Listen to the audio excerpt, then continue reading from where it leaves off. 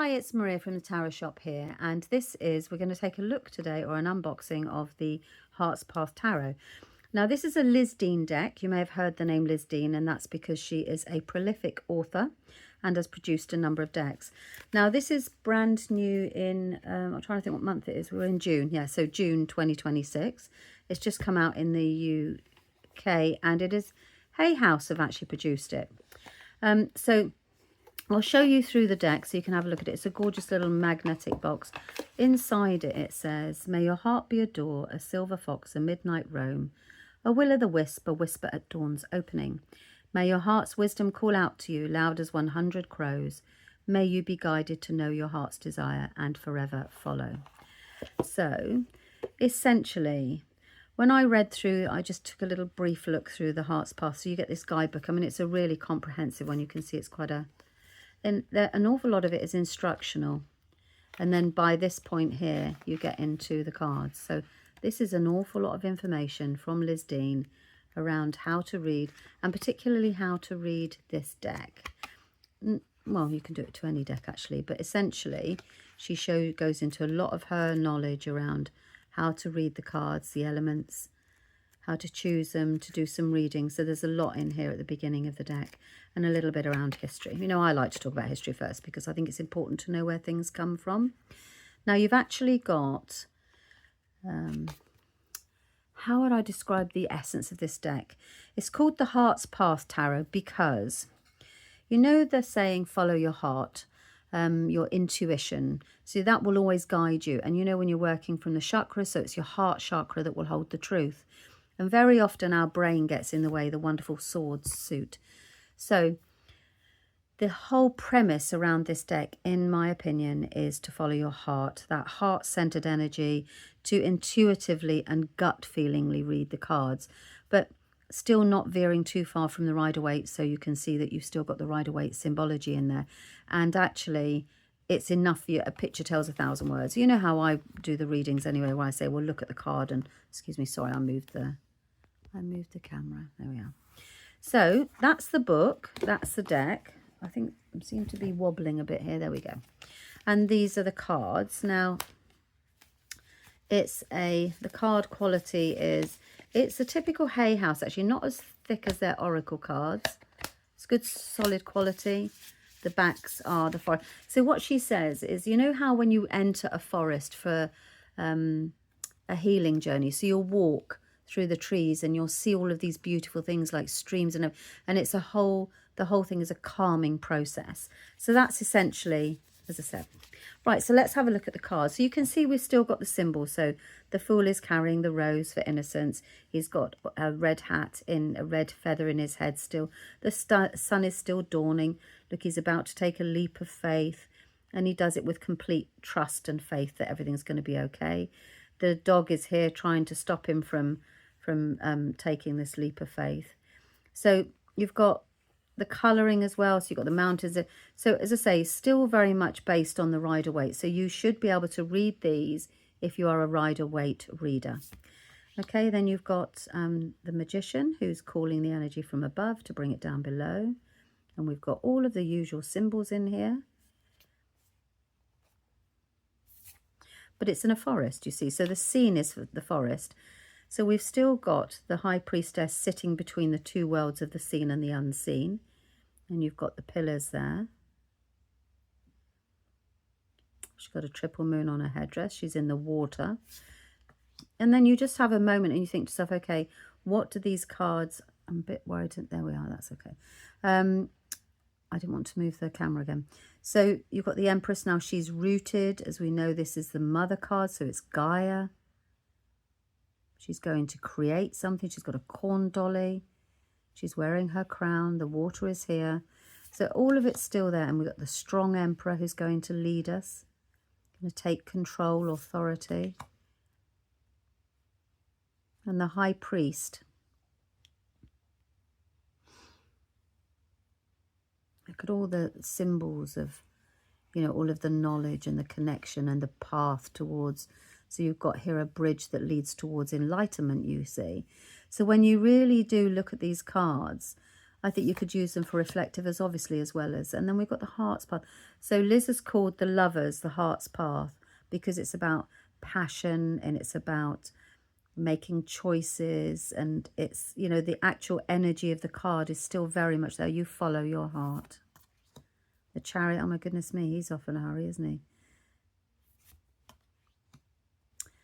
Oh, so she's tame, and it's a wolf. So all of the creatures are relevant to that whole environment. Oh, lovely. The Hermit.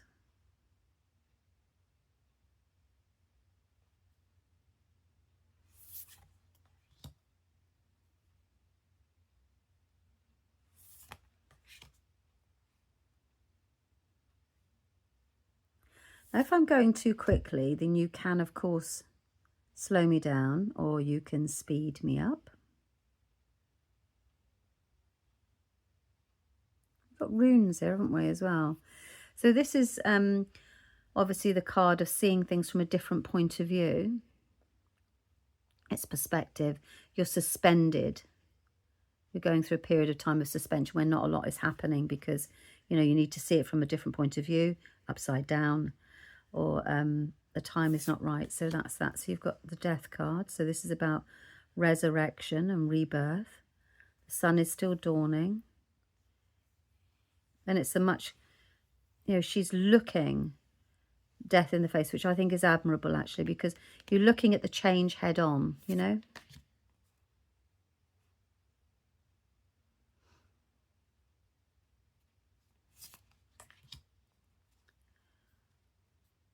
Temptation, Devil. People always get very excited about that card, but it's actually just temptation and procrastination, and you should stay on your path. You know, the devil sends in things to distract you. Do you like a bit of this? Do you like it? I always call it like the magpie of shiny things.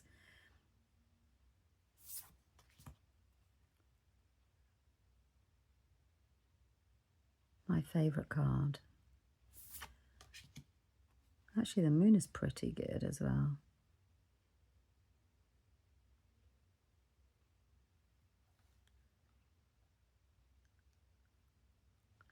So again, you've got the wild cat and the domesticated cat. So you've got the two aspects there. And would the fish be the crayfish, I guess? So the unexpected arriving from the deep too. And it's the unexpected path. It's leading you towards the mysteries. And the sun. Beautiful. I think she's used lilies here, isn't she? And a sunflower.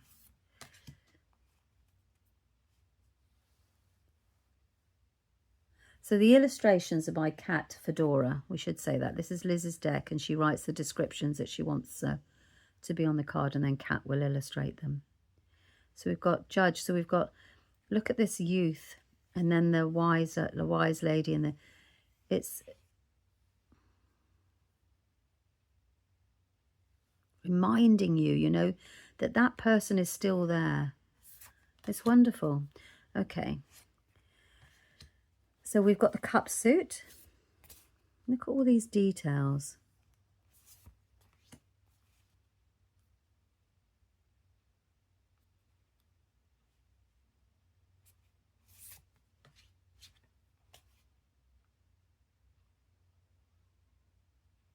So we've got the shells. This is the coming together of two people for a common goal. It's a union, and it can be a union. It's an emotionally connected union. We've got the same here, and it's the bit in the middle. And we've got the forever, infinity. Let's celebrate the Three of Cups. Yeah, not really that. Look at all this wonderful stuff here, and this person's so concentrating on the deep, the dark, and the unhappy. We've still got three standing. There's a magical one there. This is the card of, you know, disconcert. You're discontented with life, but actually there's still more there. And the loss.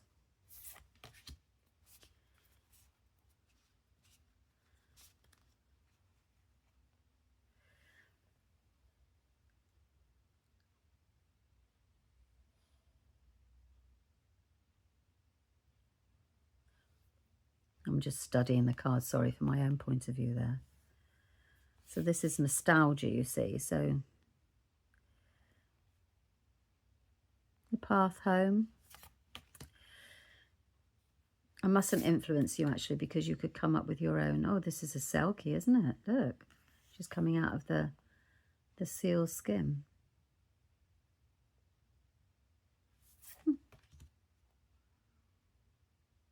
Oh, look at that. And this is happy ever after. And the page. So we've still kept the quartz, and not changed the names of the quartz.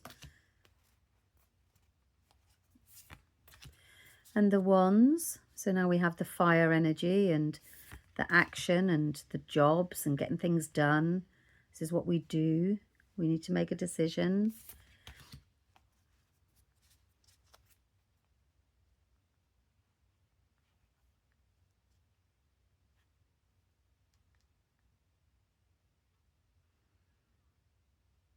I think I'd prefer to be here rather than there.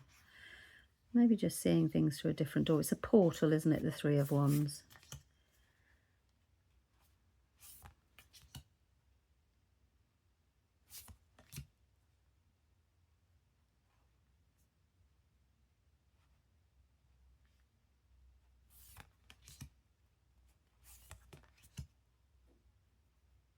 Busy, busy, busy.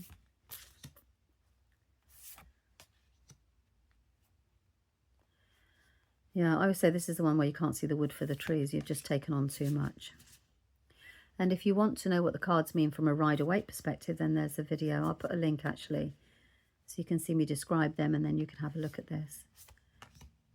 And you'll see how it's easily transferable, you know, the skill. When you read Rider-Waite, you read Rider-Waite, and you can pick up this beautiful deck and start with it straight away. So you've got swords. So this is what we think. So our thoughts. We need to make a decision.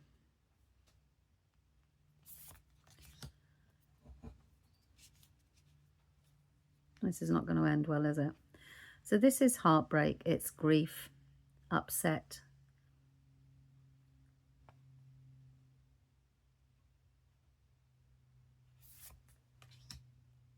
In the Rider-Waite, that's the heart being pierced by the sword.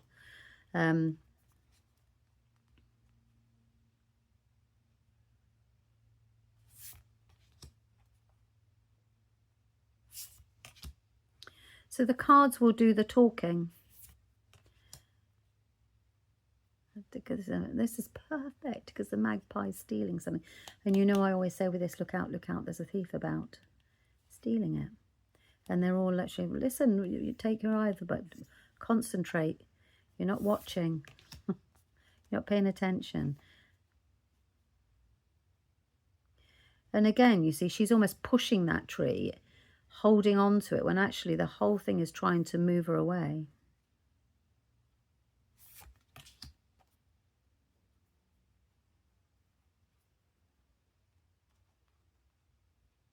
This is a nightmare. This is not real. So this is what's going on in her head. She's usually, with this card, very often we're not able to sleep because we're worrying about something or anxious.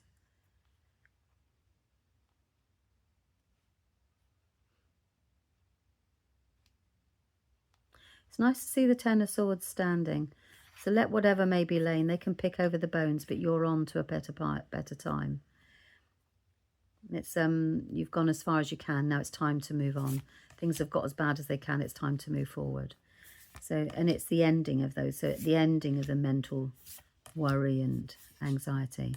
So we got Pentacles, so money, how we material world, and our finances. Look, we're juggling money. We've got, you know, 2 decisions to make there.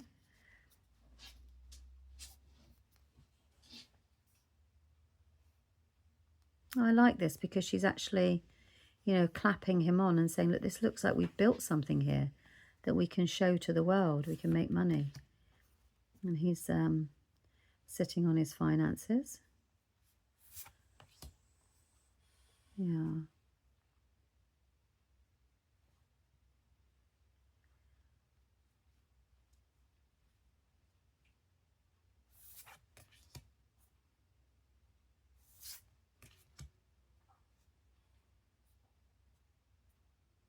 Look at the sun peeking through.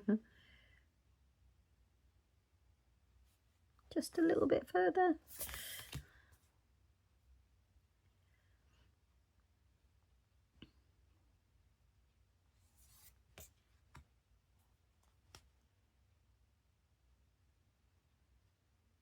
She has every right to be pleased with herself. She's built an absolute fortress.